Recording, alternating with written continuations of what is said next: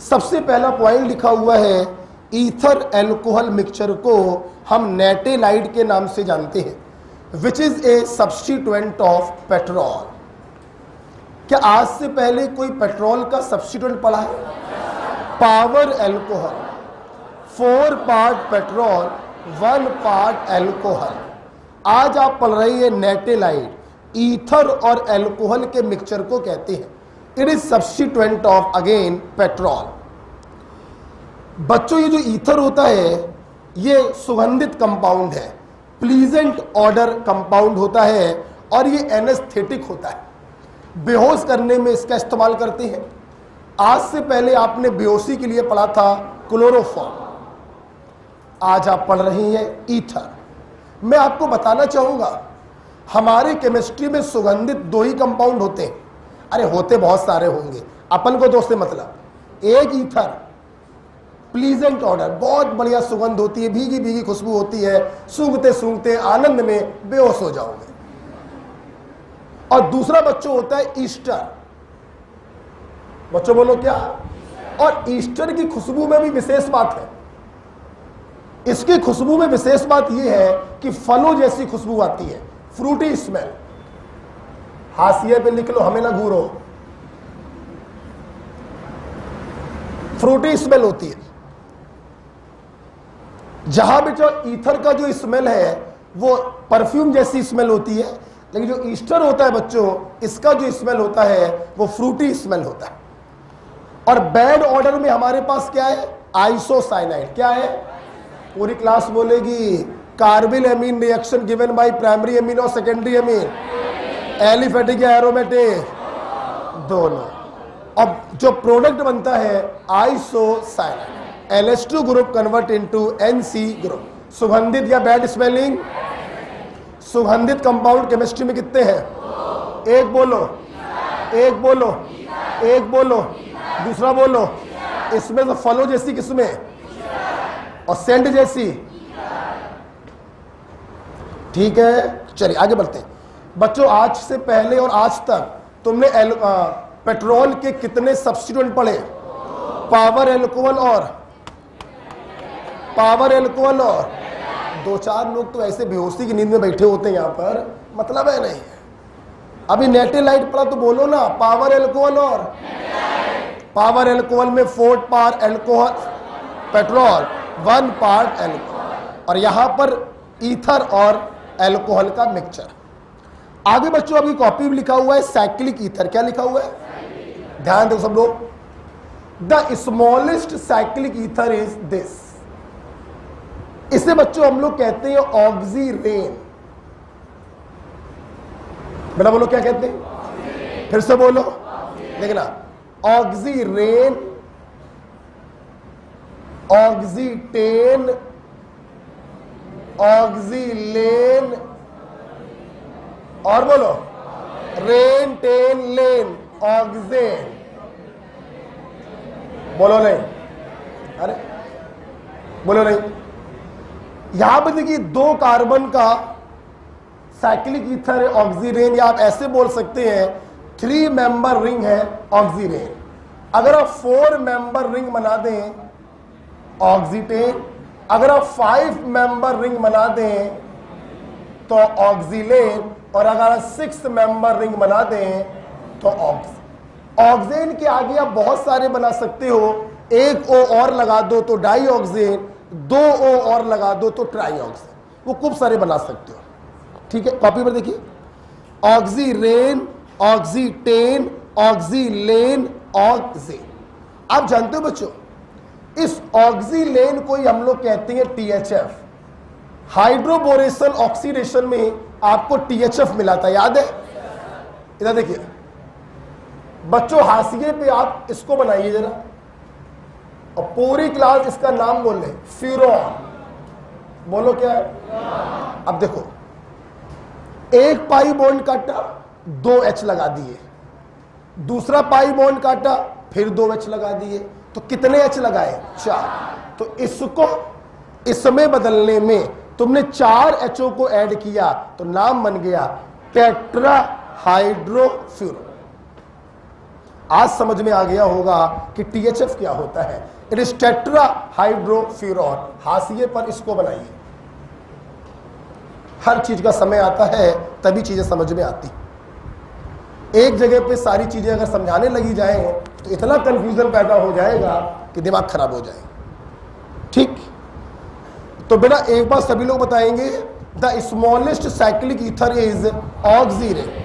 अब एक बार सभी लोग सिक्वेंसली नाम बोल दें, oxirane, oxetane, oxolane, oxane. Oxygen के आगे मत बोला करो, वो डाई ऑक्सीजन, ट्राई ऑक्सीजन कुछ भी बनाइए। ठीक, फिर से हो जाए, ऑक्सीरेन, ऑक्सीटेन, ऑक्सीलेन, ऑक्सीन। बात क्लियर है? क्या हमारे बच्चों को ये समझ में आया कि ऑक्सीलेन को THF क्यों बोलते हैं? फ्यूरॉन में 4 हाइड्रोजनों को ऐड करो तो ऑक्सीलेन प्राप्त होता है, इसीलिए नाम पड़ गया है THF। ओके, अब सुना बच्चों, आपके इसमें नीचे डब्बा बना होगा।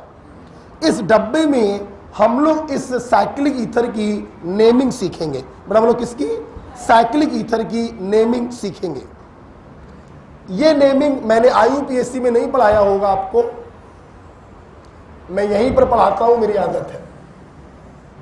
ये डब्बा बना हुआ है, आइए साइक्लिक ईथर की नेमिंग सीखी जाए।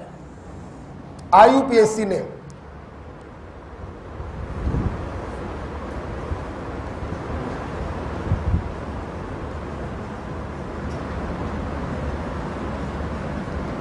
ऐसे बहुत से बच्चों को आता होगा, लेकिन कोई नहीं, जिसको ना आता हो वो देख ले। IUPAC naming of cyclic ether, बच्चों नजरें सामने।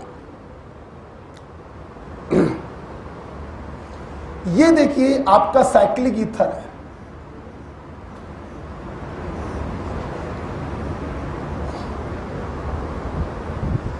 कार्बन की संख्या कुछ भी हो सकती है, इसीलिए मैंने फ्री वैलेंसी लगा दी है। अच्छा देखिए इपॉक्सी भी एक फंक्शनल ग्रुप होता है, बिल्कुल लास्ट में आता है। अगर कोई सीनियर फंक्शनल ग्रुप लगा होगा तो उस साइड से आप नंबरिंग करेंगे। जब आप नंबरिंग करेंगे तो जाहिर सी बात है इन दोनों कार्बन को भी कुछ ना कुछ नंबर मिलेगा। भाई 1 2 3 4 5 कर रहे हो तो कुछ ना कुछ नंबर इनको भी मिलेगा। अच्छा, जब इनको नंबर आपने दे दिया तो कैसे लिखेंगे नाम? X, Y epoxy. हम लोग इनका प्रीफिक्स लिखते हैं इपॉक्सी।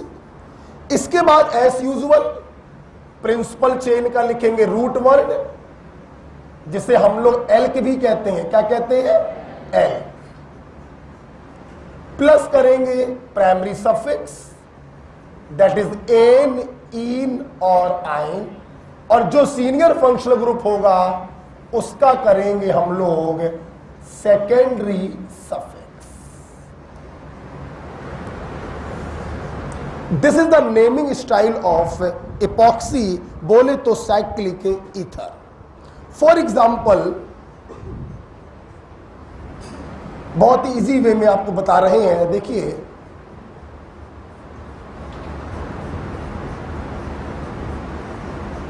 जैसे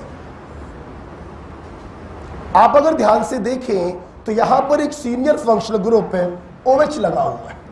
हमने OH को ध्यान में रखकर नंबरिंग कर दिया। बोलो हाँ या ना, नाम बताइए। 2,3 इपॉक्सी। 3 कार्बन का root word pro, primary suffix है एन और सेकेंडरी सफिक्स है 1 और। The IUPAC name is 2,3 epoxy propane 1 all. Okay, ठीक। जैसे मैंने आपको एक ये दिया,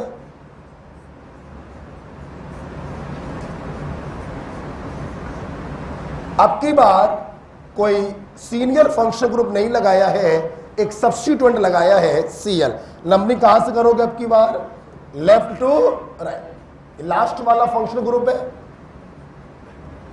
ये क्या बन गया? सब्स्टिट्यूएंट।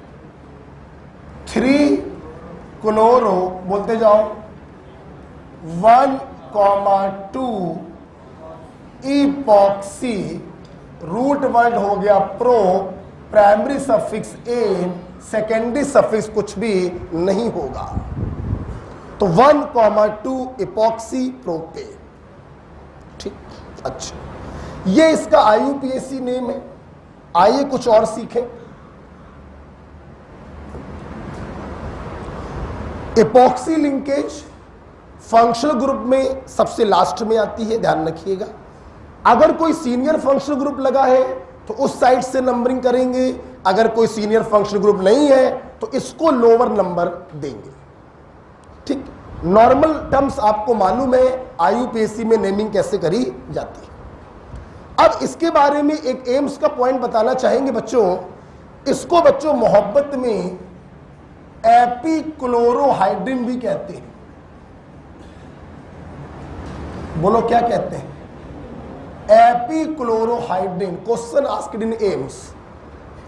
एम्स में सवाल आया एपीक्लोरोहाइड्रिन का IUPAC नाम बताइए। जब तक तुम्हें इसका स्ट्रक्चर नहीं मालूम होगा IUPAC कहां से कर लोगे? हाँ या ना? नेक्स्ट पॉइंट और सीखिए हमसे। देखो बेटा, अगर मैं इतनी चीज को छुपा लूं तो क्या ये ऑक्सीरेन है? द स्मॉलेस्ट साइक्लिक ईथर है कि नहीं? तो क्या मैं ये नहीं कह सकता कि स्मॉलेस्ट साइक्लिक ईथर में तुमने एक सब्स्टिट्यूएंट लगा दिया है क्लोरोमिथाइल? नहीं कह सकता। क्लोरोमिथाइल या मिथाइल क्लोरो? क्लोरोमिथाइल। तो आपने ये सब्स्टिट्यूएंट लगाया क्लोरोमिथाइल, तो इसका नाम आप ये भी लिख सकते हैं क्लोरो मिथाइल ऑक्सीरेन। ठीक है, पहला वाला नाम जो येलो कलर से लिखा है वो IUPAC नाम है, ये सब कॉमन नाम है और ये सब्स्टिट्यूटेड नेम है। ठीक, लिख लीजिए। अब जिसने IUPAC पढ़ा होगा उसके लिए सब नॉर्मल चीजें हैं, नहीं पढ़ा तो इससे ज्यादा समय हम नहीं दे पाएंगे।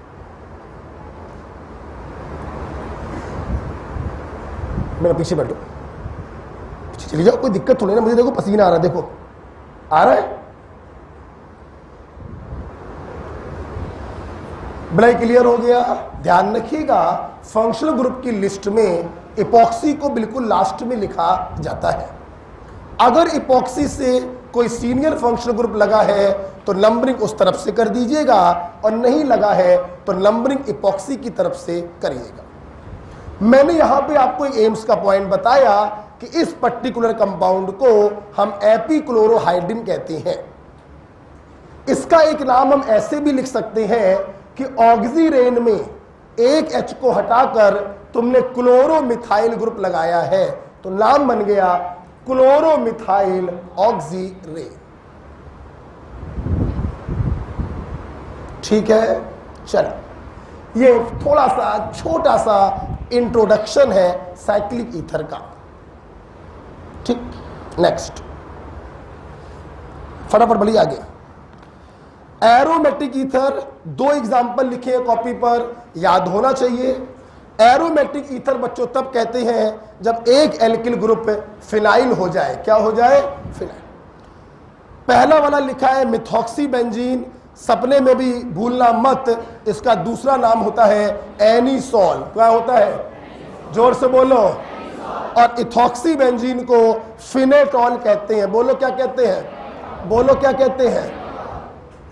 ठीक, एक और करके दिखाओ इसी में नाम। दो हो गए, एक और करके दिखाओ जरा, देखें कितने लोग करते हैं। ऊपर दे रहे हैं। सिंपल क्वेश्चन आते हैं इनके ऊपर, ज्यादा कॉम्प्लिकेशन नहीं आता है, और आ भी जाए तो कोई प्रॉब्लम नहीं है।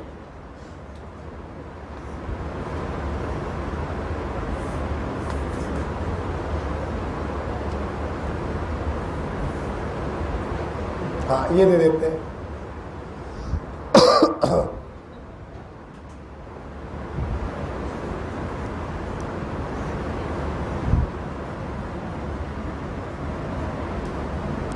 सीनियर फंक्शनल ग्रुप कौन है? जोर से बोला करो। नंबरिंग राइट टू लेफ्ट या लेफ्ट टू राइट? अब क्या नंबरिंग का सीक्वेंस बताना पड़ेगा क्या हमको? ओके बेटा, 2,3 पे क्या लगा है? बोला करो 2,3 इपॉक्सी। एल्क बोलो 3 कार्बन का प्रो। प्राइमरी सफिक्स बोलो एन, सेकेंडरी सफिक्स बोलो ओइक एसिड। ओके, ये ध्यान रखिएगा, ये एपिक्लोरोहाइड्रिन एम्स में आया था।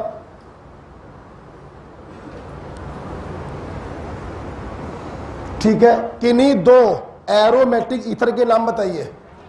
एनिसोल और फिनेटॉल। जोर से बोलो, जोर से बोलो। एनिसोल किसे कहते हैं? Methoxy benzene. फिर से बोलो, फिनेटॉल किसको कहते हैं? आवाज नहीं आ रही, आवाज नहीं आ रही। नेटेलाइट किसे कहते हैं? Ether alcohol mixture, substituent of, substituent of. हमारी केमिस्ट्री में किन्हीं 2 सुगंधित कंपाउंडों के नाम बताओ। ईथर और, ईथर और। फ्रूटी स्मेल किसकी है? केले जैसी स्मेल, पपाया स्मेल, अमरूद जैसी, पाइनएप्पल जैसी। कोई दिक्कत है क्या? अच्छा, क्या इपॉक्सी का आईयूपीएसी नाम सीख गए हैं? It is X comma Y epoxy. Root word primary suffix secondary. Epoxy functional group की लिस्ट में सबसे लास्ट में। अगर इससे कोई सीनियर लगा है तो नंबरिंग वहां से करिए, अगर नहीं लगा तो नंबरिंग इपॉक्सी की तरफ से करिए। बाकी सारी चीजें आप आईयूपीएसी में अच्छे से जानते हैं कि ये रूट वर्ड क्या है, ये प्राइमरी सफिक्स का, ये सब मैं बताने वाला नहीं। ओके, चलिए बच्चों आगे जा रहे हैं, प्रिपरेशन की तरफ हम लोग जा रहे हैं। क्या मेरी क्लास तैयार है? ओके, सुनेंगे सब लोग। पहला प्रिपरेशन बच्चों लिखा है अल्कोहल के साथ। लिखा हुआ है क्या? देखो मेरे भाई, बेटा इधर देखो सब लोग। Diazomethane in presence of Lewis acid. सब लोग ध्यान देखेंगे। मेरे छात्रों ने रिएक्शन मैकेनिज्म में हमसे पढ़ा है diazomethane is the source of carbene. बोलो हाँ या ना? इसने तुम्हें पैदा करके क्या दिया? कार्बीन। और ये कार्बीन OH बॉन्ड में इंसर्ट हो गई और आपको ईथर मिल गया। बच्चों बोलो क्या मिल गया? किसी कोई प्रॉब्लम है? कोई डाउट बेटा बोलो? नहीं। ईथर बनाने का एक तरीका मैंने नया तरीका बताया, अल्कोहल का रिएक्शन डाइजोमीथेन से इन प्रेजेंस ऑफ BF3। बिल्कुल याद मत करना। जिस दिन तुम्हारे सामने ये रिएक्शन आएगी ना, आंखों के सामने अपने आप आ जाएगा। ये टूट के देगा कार्बीन, कार्बीन OH के अंदर घुसेगा, आपको मिलेगा ईथर। कोई दिक्कत है बोलो? अच्छा भाई, अच्छा अच्छा अच्छा अच्छा अच्छा, अच्छा। चलो खड़ी हो, मास्क नहीं, हाँ ये खड़ी हो, हाँ खड़े हो जाओ। बेटा अल्कोहल से ईथर बनाने का एक नया तरीका मैंने आपको दिखाया डाइजोमीथेन के साथ। याद तो करना नहीं पड़ा, इसने टूट के कार्बन दिया, OH के अंदर घुस गया, ईथर बन गया। कोई और तरीका बताइए, कोई बोले ना।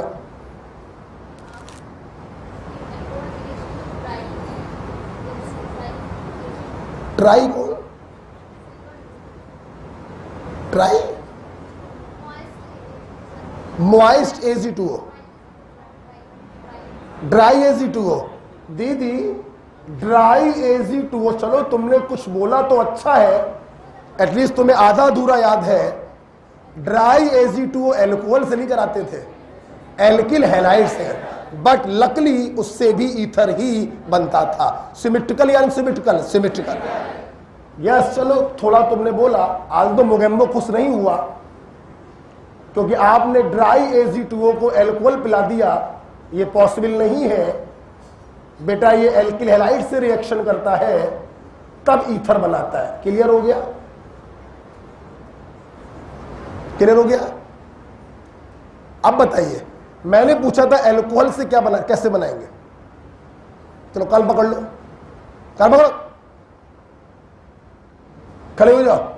हाँ, मास्क अच्छा लग रहा है तुम्हारा मास्क, खड़े हो जाओ। नया खरीदा है तुमने, ये कान ये कैसे पकड़ रही हो? चलो बैठो। एल्कोहल से बनाइए ईथर। दीदी ने तब भी कुछ अच्छा बताया, कम से कम उसको कुछ याद तो था। ड्राई AC2 तो साला कल पढ़ाया है, कल नहीं पढ़ाया या परसों पढ़ाया? कितने लोगों को याद है?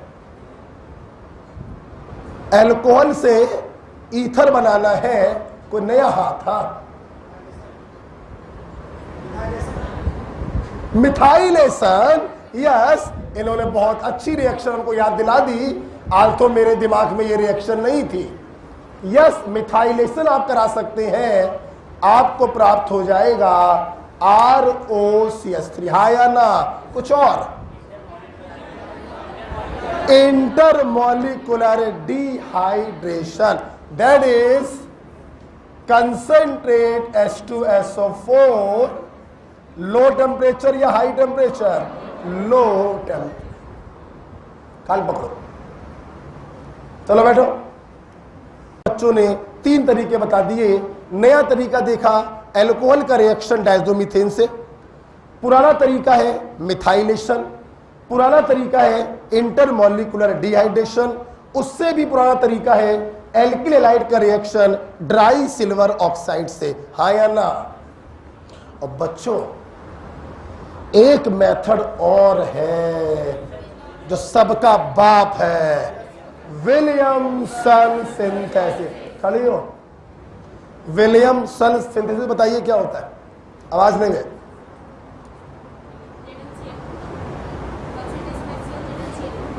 अच्छा अच्छा अच्छा, कंसंट्रेटेड HCl प्लस ZnCl2, इसे हम ल्यूकास कहते हैं। ऊपर देखो, विलियमसन सिंथेसिस क्या है जानती हो बेटा? इसके ऊपर मैंने आधा घंटा दिया था, आधा घंटा। कान पकड़ो, गाल नहीं छुओ, कान पकड़ो। कौन बताएगा विलियमसन सिंथेसिस? हाँ बताओ, चुटकी। हाँ, क्या बात, बिल्कुल सही बताया, पूरे कॉन्फिडेंस से बताया। एल्किल हैलाइड की रिएक्शन बच्चों सोडियम एल्कोक्साइड के साथ, this is the example of bimolecular nucleophilic substitution reaction. ये SN2 वेसल में पीछे अटैक करेगा, ये हेलोजन निकल जाएगा। सिमेट्रिकल और अनसिमेट्रिकल दोनों ईथर बनाए जा सकते हैं, हाँ या ना? जबकि ड्राई AgO से हमें सिर्फ सिमेट्रिकल ईथर बनेगा। बोलो क्या? बेटा बेटा तूने बड़ा अच्छा बताया। अब लगे हाथ, इसको पूरा कंप्लीट कर दो। पहला question, must be, must be. Secondary tertiary हुआ तो एलिमिनेशन हो जाएगा, और विनाइल फिनाइल हुआ तो कुछ नहीं होने वाला, क्योंकि बॉन्ड हो जाता है पार्शियल। ये साला कुछ भी हो सकता है, हाँ या ना?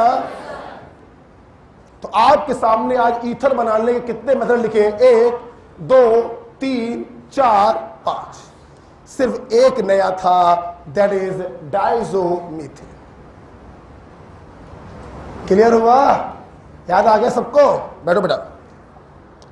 बच्चों प्रॉपर्टी में चल रहे हैं।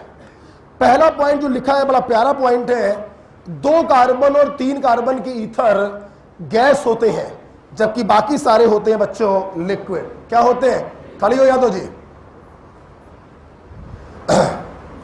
2 कार्बन और 3 कार्बन का ईथर गैस होता है, बाकी सारे लिक्विड होते हैं। ठीक है, कुछ ऐसा ही पॉइंट फर्स्ट चैप्टर एल्केन में पढ़ाया था, है?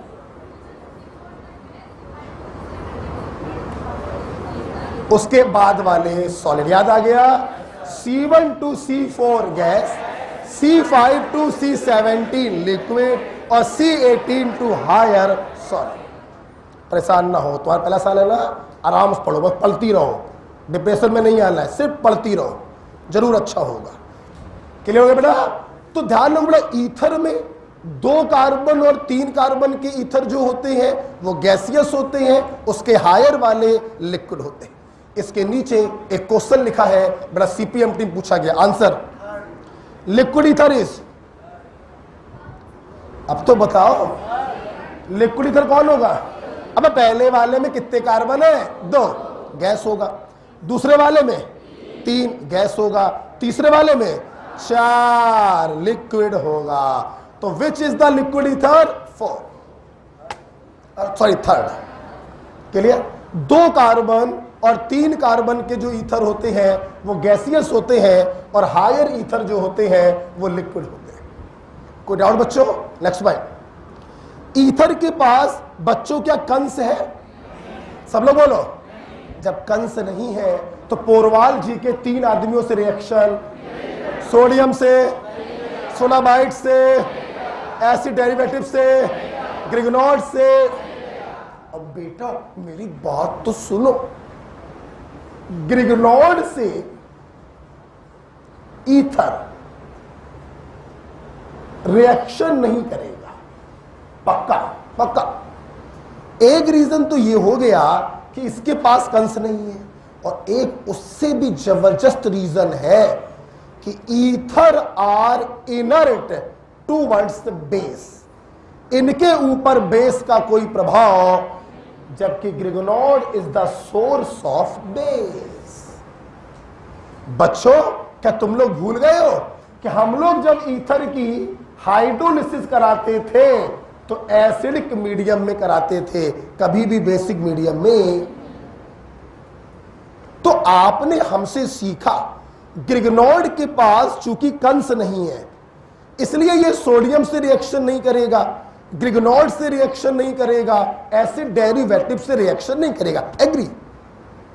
अब इसको आपने ऐसे भी पढ़ा कि ether are inert towards base और Grignard is the source of base, इसलिए ये इस पर अटैक नहीं करेगा। हाँ या ना? क्लियर हुआ पॉइंट? तो बच्चों क्यों ना ये चीज मैं आपको अगले पेज या इसी पेज के हाशिए पे लिखवा दूं।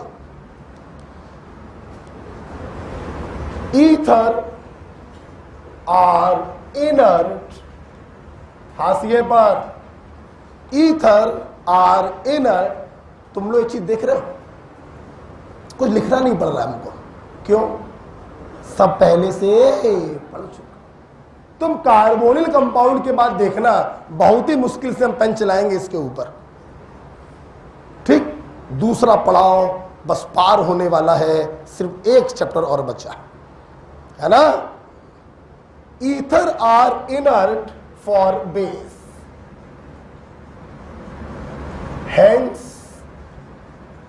hence their most of reaction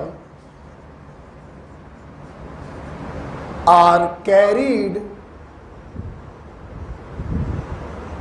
बोलो in, बोलो एसिडिक मीडियम। बहुत खूबसूरत पॉइंट है बेटा,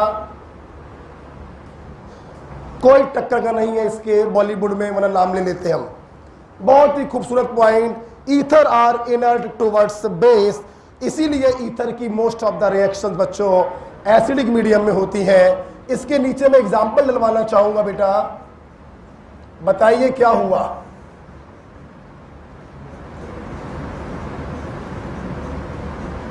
बताओ क्या हुआ? कुछ तो होगा, कुछ कुछ होता है, कुछ भी नहीं होता है। Hormonal disorder, no reaction. Clear? बताइए। ईथर के ऊपर मैंने ये डाला, पहले बताओ ये डाला क्या है?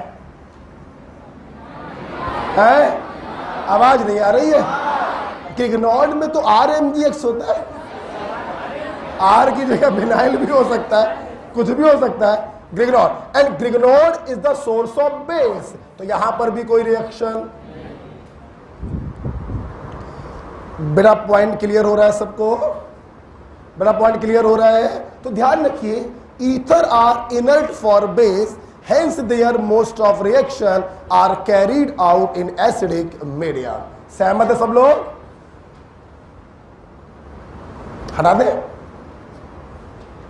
हटा दे। तो बेटा चलो आ जाओ, आ जाओ, आ जाओ, आ जाओ। आज जहां तक मुझे पढ़ाना हो जाएगा। इधर देखिए,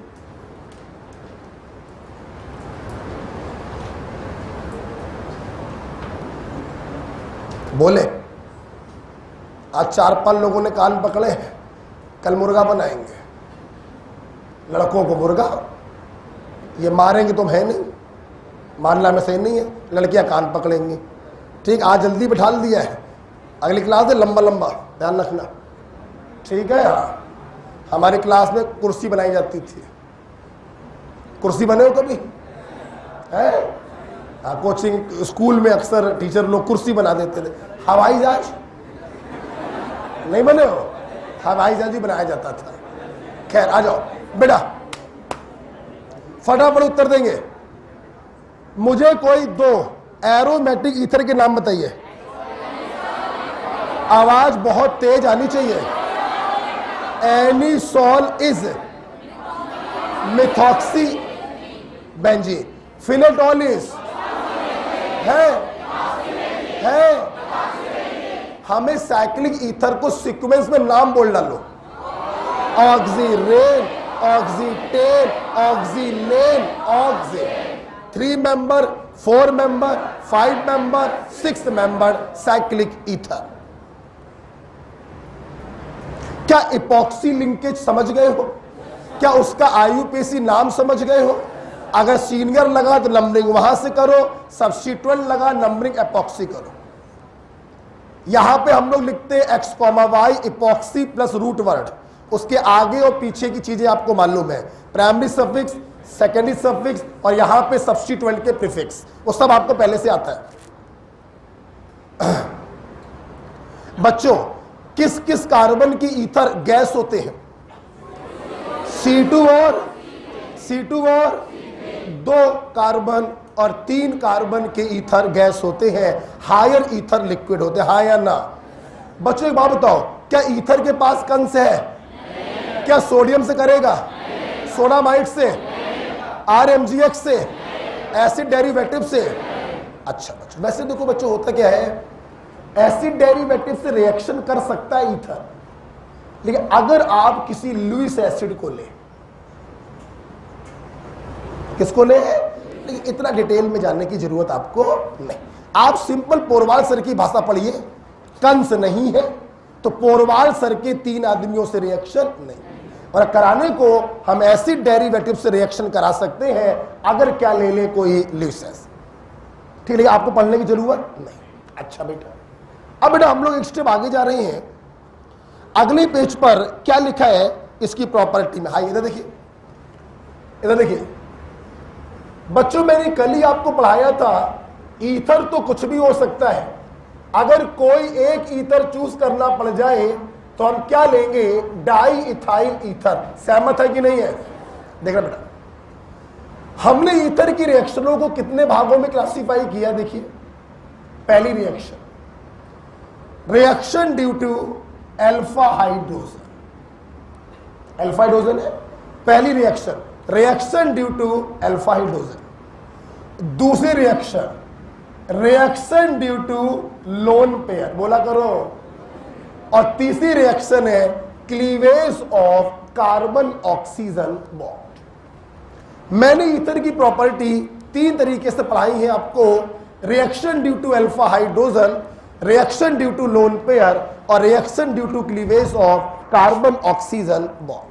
आइए देखते हैं पहला, reaction due to alpha hydrogen. देखिए,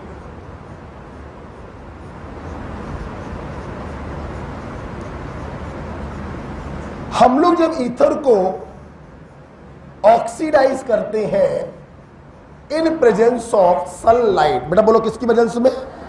देखिए क्या होगा, ये जो O2 है बेटा, ये अल्फा कार्बन और अल्फा हाइड्रोजन के बीच में इंसर्ट हो जाता है और हमें बेटा एक पर ऑक्सो ईथर मिलता है। बोलो क्या मिलता है बेटा? पर oxo ether, and this is a explosive molecule. बेटा किसी कोई प्रॉब्लम है? ओके जब ईथर का रिएक्शन या ईथर का ऑक्सीडेशन सूरज की रोशनी में करते हैं तो ये ऑक्सीजन अल्फा कार्बन और हाइड्रोजन के बीच में इंसर्ट हो जाता है और हमें परऑक्साइड लिंकेज प्राप्त होती है। इस कंपाउंड को हम लोग कहते हैं peroxo ether, and this is a explosive. कोई प्रॉब्लम है? आपके सामने पहली रिएक्शन थी reaction due to alpha hydrogen. अपनी कॉपी पर देखिए, जानते हो बेटा, hence ether sample can never be evaporated till dryness. देखिए मेरी बात सुनिए, एक बोतल में ईथर भरा हुआ है, बोलो क्या है?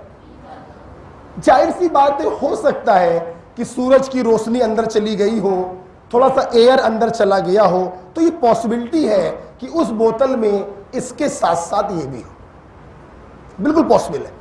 जैसे क्लोरोफॉर्म की बोतल में फॉजीन गैस की संभावना होती है, वैसे ही ईथर के सैंपल में परऑक्सो ईथर की भी संभावना होती है। हाँ या ना?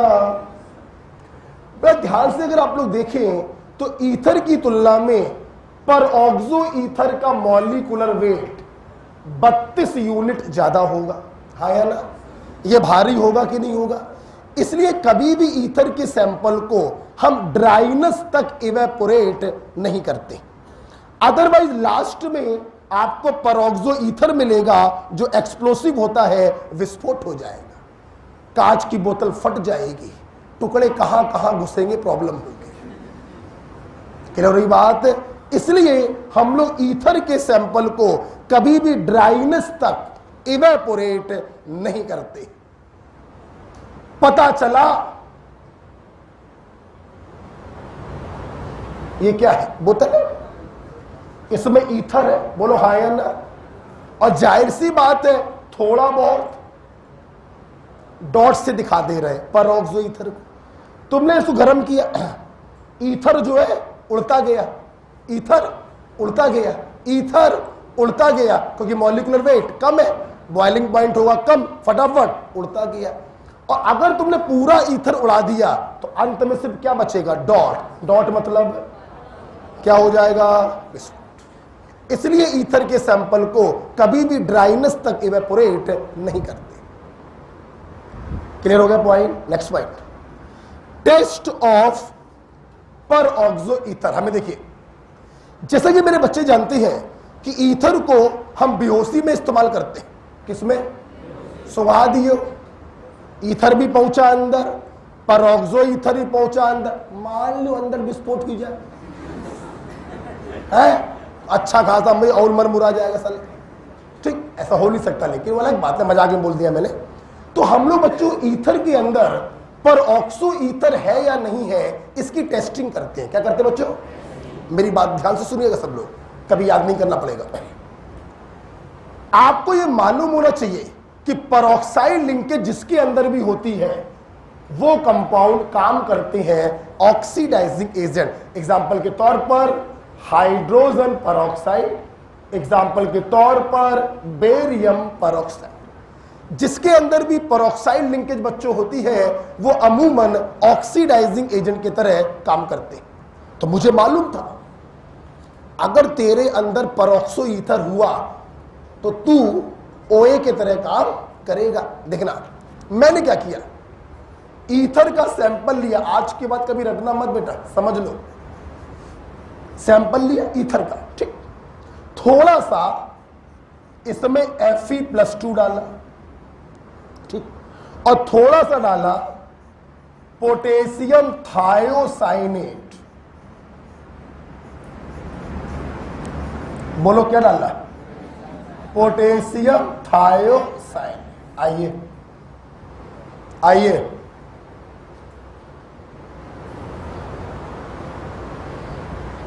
What is this? Cyanide, ide last में आएगा, IDE, साइनाइड। साइनाइड में लगा दिया O।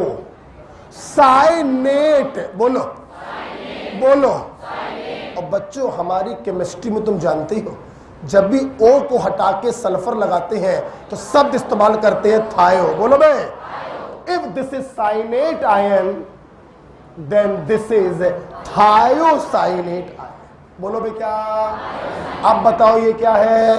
Potassium thiocyanate. मेरी पता नहीं कैसी आदत है, कभी भी किसी चीज को डायरेक्ट नहीं लिखवाते हैं, ना कभी समझाते हैं, पूरा आपको बेसिक पर ले जाते हैं और कैसे वो आयन बना हमने बताया। अब बताओ इसको याद करोगे? तो cyanide, cyanate, thiocyanate and potassium thiocyanate का फार्मूला ये रहा। अब देखना, हमने ईथर की सैंपल में बच्चों Fe+2 डाला, पोटेशियम थायोसाइनेट डाला। इफ ब्लड रेड कलर, खून जैसा लाल रंग आपको दिखाई पड़े तो समझ जाना इंप्लाइज पर oxo ether is present. Don't worry, एक अक्षर याद नहीं कर पाऊंगा। कैसे? अब सुनना बेटा, ये जो रेड कलर होता है ना बेटा, ये रेड कलर होता है बच्चों फेरिक थायोसाइनेट का। बच्चों लोग किसका होता है? किसका होता है? Ferric thiocyanate. ये याद होना चाहिए कि फेरिक थायोसाइनेट खून के जैसा लाल कलर का होता है। अब देखना मजा, देखना मजा।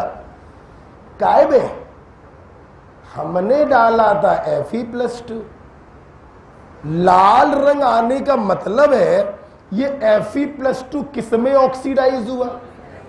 और ऑक्सीडाइज तब हो सकता है जब बर्तन में कोई ऑक्सीडाइजिंग एजेंट हो। Ether is not oxidising agent, it must have peroxo ether. उस पर ऑक्सो ईथर ने इस फेरस को फेरिक में ऑक्सीडाइज किया होगा, फिर उस फेरिक ने इससे कंबाइन करके खून जैसा लाल रंग शो किया। अब बताओ भूलोगे? अब हमें देखो, बोलो। मैंने ईथर की सैंपल में Fe+2 और पोटेशियम थायोसाइनेट डाला, अगर खून जैसा लाल रंग आ गया, इसका मतलब फेरस को किसी ने किसमें बदला? बोला करो। और किसी को ऑक्सीडाइज करने की ताकत होती है OA के पास। किसके पास? ईथर OA होता है या परऑक्सो ईथर? इसका मतलब सैंपल में परऑक्सो ईथर उपस्थित। क्लियर? सेम देखना, सेम हमने ईथर के सैंपल में पोटेशियम आयोडाइड डाला along with स्टार्च पेपर। बोला बोलो क्या? समझना मेरी बात, रटना मत। If violet colour implies per oxo ether is present।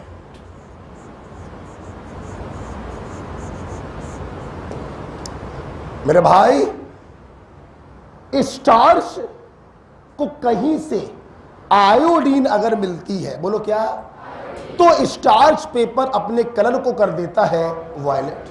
फिर दिमाग चलाया, कायब है, हमने तो साला आयोडाइड लिया था, ये आयोडीन कहां से आ गई? इसका मतलब किसी ने आयोडाइड को ऑक्सीडाइज किया है। आयोडीन ऑक्सीडाइज करने की ताकत किसके पास होती है? पर ऑक्सो ईथर के पास। क्या मेरे छात्रों को टेस्टिंग समझ में आ गई? आई तो मेरे क्लास में यही लिखा हुआ है मेरे कॉपी पर, और मेरे ख्याल से पढ़ाने की जरूरत मेरे को नहीं। Clear? Next point, reaction due to alpha hydrogen में ऑक्सीडेशन बाय एयर था, जो मेरे छात्रों ने सीखा, उसकी टेस्टिंग भी सीखी। अब लिखा हुआ है reaction due to lone pair. मैं बिल्कुल नहीं पढ़ाने वाला, आयनिक इक्विलिब्रियम आज ही रिवाइज करके आए हो, आपको मिल गई होगी। एसिड बेस कॉन्सेप्ट में ये रिएक्शन मैंने आपको पढ़ाई होगी, नहीं मिली है? ये रहा बच्चों ईथर। प्लीज पेन कॉपी बंद करिए। अब सभी लोगों को मालूम है लोन पेयर होने के कारण ये लुईस बेस है। क्या है? और जितने भी लुईस बेस होते हैं वो ब्रॉन्स्टेंट बेस भी होते हैं। अब सवाल बच्चों ये है हम इसे लुईस बेस कब बोले और ब्रॉन्स्टेंट बेस कब बोले? Very simple. अगर बगल में खड़ा किया लुईस एसिड तो इसे बोलोगे लुईस बेस, और अगर बगल में खड़ा किया ब्रॉन्स्टेंट एसिड प्रोटॉन डोनर तो आप इसे बोलोगे ब्रॉन्स्टेंट बेस। कुछ याद आया? नहीं आया बच्चों तो बताओ मैं कितना रिवाइज कराऊं यार? बहुत रिवाइज कराता हूं। कितना रिवाइज? आज ही मैंने आपको दिया था आयनिक रिवाइज करके आइएगा तो आपको ये मिला होगा। ठीक, देखिए जब बच्चों लुईस एसिड होगा जिसके पास 2 इलेक्ट्रॉन की कमी है तो ये अपने लोन पेयर को क्या करेगा? डोनेट करेगा।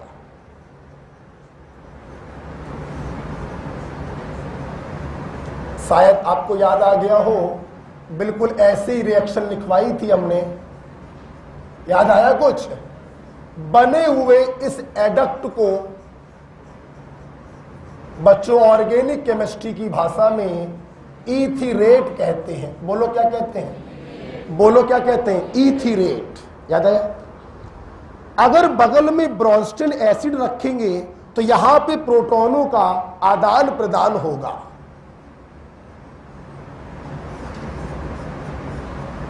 ब्रॉन्स्टेंट एसिड प्रोटॉन देगा और ब्रॉन्स्टेंट बेस प्रोटॉन लेगा।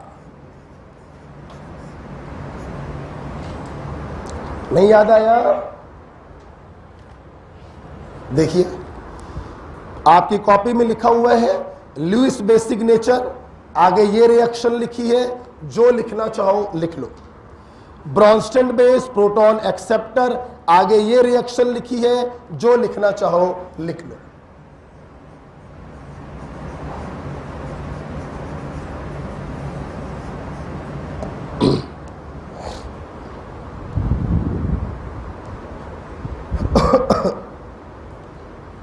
ओके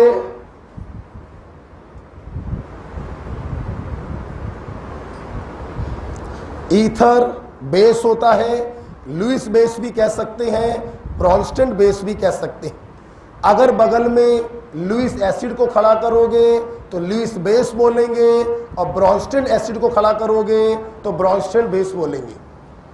एयर में खुला छोड़ने पर अल्फा कार्बन ऑक्सीडाइज हो जाता है और पर ऑक्सो ईथर का फॉर्मेशन होता है जो विस्फोटक होता है। इसीलिए ईथर की बोतल को ड्राइनेस तक कभी भी इवेपोरेट नहीं किया जाता है। 2 कार्बन और 3 कार्बन के ईथर गैसियस होते हैं, उसके आगे वाले लिक्विड होते हैं। बच्चों ग्लिसरॉल का डिहाइड्रेशन करवा दीजिए, एक्रोलीन मिलेगा।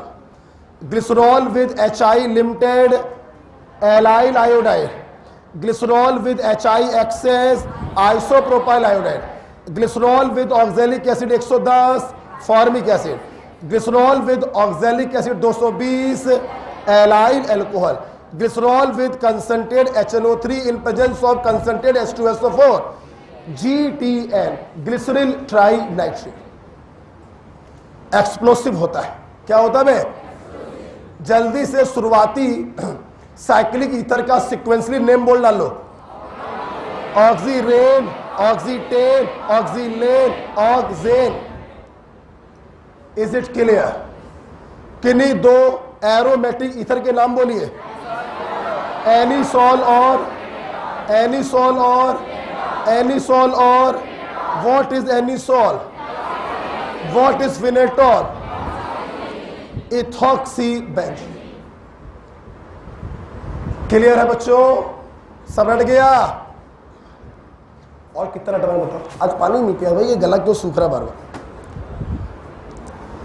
काफी रिवाइज करा डाला, बहुत बार बोल डाला, थोड़ा भी कंसंट्रेशन बनाकर बैठे, मैंने जो वादा किया है वो पूरा होगा। 45 में 44 सवाल, 43 सवाल बड़े आराम से आप सही करके आएंगे, लेकिन थोड़ा सा हमारा साथ तो देना पड़ेगा।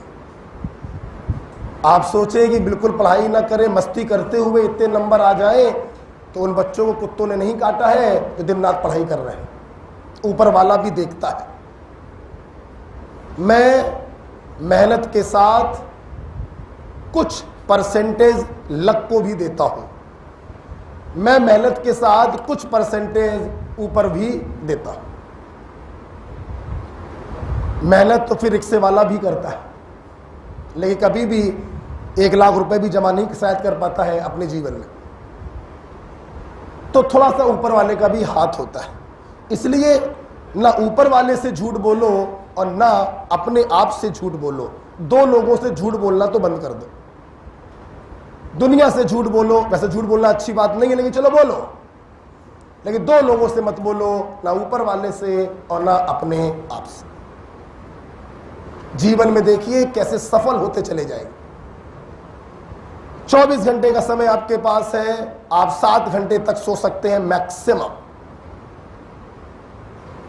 मैं नहीं कहता 4 घंटे सोइए, 5 घंटे सोइए, नहीं, 7 घंटे, 6 घंटा पर्याप्त होता है। आप 7 घंटे सो लो तो भी कोई दिक्कत नहीं। रिमेनिंग टाइम में पूरा कंसंट्रेशन अपनी पढ़ाई पर होना चाहिए।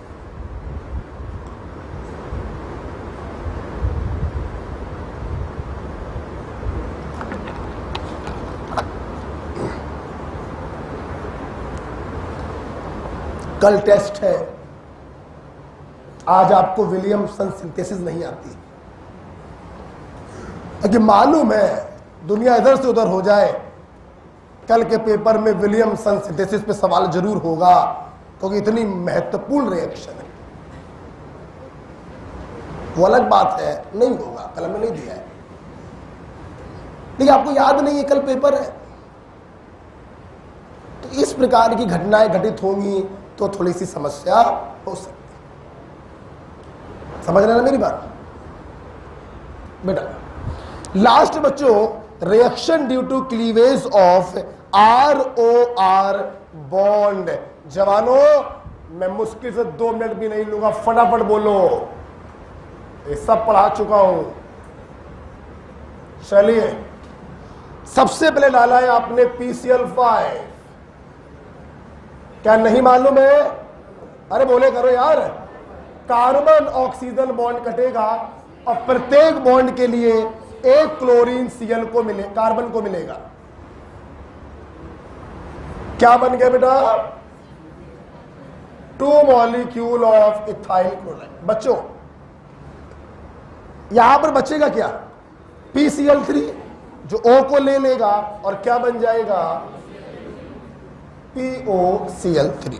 Next point, hydrolysis. Oh my God, हमारे बच्चे अच्छे से परिचित हैं। हाइड्रोलिसिस एसिडिक मीडियम में हो सकता है, बेसिक मीडियम में पॉसिबल नहीं। बोलो हाँ या ना? अच्छा, सुन रहे ना? हमेशा ध्यान रखिए, जब भी ईथर की हाइड्रोलिसिस होती है, कोई एक कार्बन ऑक्सीजन बॉन्ड कटेगा, कोई एक। O- को मिलता है वाटर का H+ और प्लस को मिलता है वाटर का माइनस। आपको मिल गया again 2 molecule of ethyl alcohol. Okay, हमारे बच्चे ध्यान दें, हाइड्रोलिसिस जब एसिडिक मीडियम में होती है तो या तो SN1 मैकेनिज्म होती है या फिर SN2 मैकेनिज्म होती है। आपको इससे कोई मतलब नहीं होना चाहिए SN1 होगा या SN2। वेरी सिंपल, किसी एक कार्बन ऑक्सीजन बॉन्ड को काटो, माइनस को दे दो प्लस और प्लस को दे दो माइनस। कोई दिक्कत है क्या? तो बच्चों, इस प्रकार से हमने PCl5 की रिएक्शन देखी और हाइड्रोलिसिस हम लोगों ने देखा कैसे होता है, एल्कोहल बनता है। इसके आगे 2-3 रिएक्शन बेटा और लिखी हुई हैं, वो हम आपको कल बताते हैं। ठीक है? अच्छा, तो ओके, आज की क्लास यहीं पर करते हैं।